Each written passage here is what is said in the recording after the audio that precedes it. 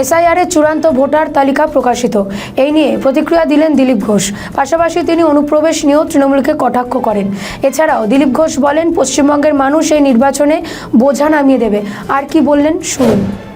আগে দল তালিকা বেরোতে দিন, সাসপেন্স তো আছেই, তারপরে প্রতিক্রিয়া দেখুন, তারপরে প্রতিক্রিয়া নিন। এখনো পর্যন্ত তৃণমূলের পক্ষ থেকে বিভিন্ন জায়গায় ভয় দেখানো হচ্ছে, হুমকি দেওয়া হচ্ছে। ভঙ্কি ভয় তো অনেক আগে থেকে 3 মাস ধরে দিচ্ছেন, কি লাভ হলো? তা মমতা ব্যানার্জি মেনে নিয়েছেন যে 1,20,00,000 লোকের নাম বাদ যাবে। আমরাও তো এটাই বলেছিলাম, তো দেরিতে কেন মানলেন?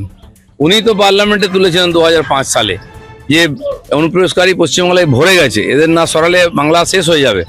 তো এই 20 বছর চলে গেল, উনি কি একটাকেও বার করতে পেরেছেন? না তখন ড্রামা করেছিলেন, না এখন ড্রামা করছেন? এখন উনি বুঝে গেছেন ওটাই এখানকার বিপদ ছিল, ওটাই এখন সম্পদ হয়ে গেছে। তাদের নিয়ে 3 বার সরকার বানিয়ে দিলেন ওদের ভোটে। এবার সম্ভব নয়। দেখা যাক কার লাভ হবে। ভুয়ো ভোটটা কে দেয়? যে সরকারে থাকে।